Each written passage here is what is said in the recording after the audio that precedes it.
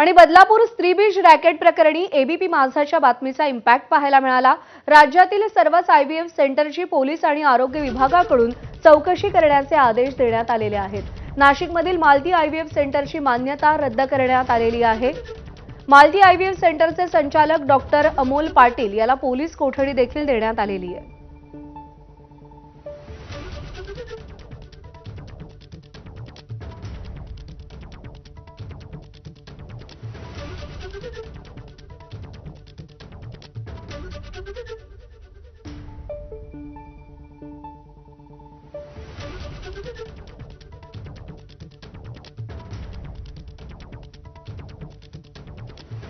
बदलापूर स्त्रीबीज प्रकरणाचे धागेदोरे नाशिकपर्यंत आलेले होते। नाशिक कनेक्शन उघडकीस आलेलं होतं। नाशिकच्या याच मालती आयव्हीएफ सेंटरचा परवाना हा बदलापूरमध्ये आढळून आलेला होता। हे महापालिकेने सील केलेलं आहे, त्याच्यावर महापालिकेने नोट देखील लावलेली आहे। महापालिकेने सदरचं सील लावलेलं आहे आणि कोणीही हे सील तोडण्याचा प्रयत्न करू नये अशा स्वरूपाच्या सूचना देखील इथे लिहिण्यात आलेल्या आहेत। त्यामुळे एक मोठी कारवाई नाशिक महानगरपालिका आरोग्य विभागाच्या माध्यमातून करण्यात आलेली आहे।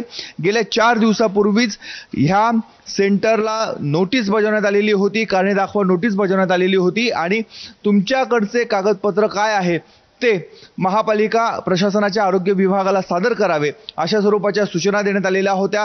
त्यानंतर कुठलाही प्रतिसाद मिळाला नव्हता। त्याआधी देखील याच आयव्हीएफ सेंटरमधून काही कागदपत्र महापालिका आरोग्य विभागाने जप्त केलेली आहेत। त्या कागदपत्रांची सध्या तपासणी ही सुरू झालेली आहे। त्यानंतर पुढची कारवाई केली जाईल। या आयव्हीएफ सेंटर मधून देखील बेकायदेशीरपणे काही गैरव्यवहार केले जात होते का या संदर्भातली देखील आता चौकशी केली जाणार आहे। आणि सर्वात महत्त्वाचं म्हणजे राज्य सरकारने आता नाशिकसह राज्यभरातील पोलीस दल त्याचबरोबर आरोग्य विभागाला सूचना केलेल्या आहेत।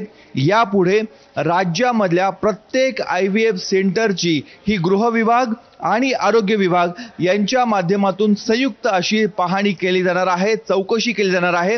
बदलापूरचं जे प्रकरण समोर आलेलं होतं अत्यंत धक्कादायक असं प्रकरण होतं आणि या धक्कादायक प्रकरणानंतर राज्य सरकार अलर्ट मोडवर आलेलं आहे, ॲक्शन मोडवर आलेलं आहे। त्यामुळे मालती आयव्हीएफ सेंटर सारख्या इतर सर्व सेंटरची आता तपासणी केली जाणार आहे। कुठे काही गैरव्यवहार केला जातोय का, कुठे बेकायदेशीर पद्धतीने आयव्हीएफ सेंटर चालवलं जात आहे का या संदर्भातली देखील आता माहिती घेतली जाणार आहे। कॅमेरामन मंगेश सोनवणेसह मुकुल कुलकर्णी, एबीपी माझा, नाशिक। आणि यानंतरची बातमी छत्रपती संभाजीनगरमधून गेल्या काही महिन्यांपासून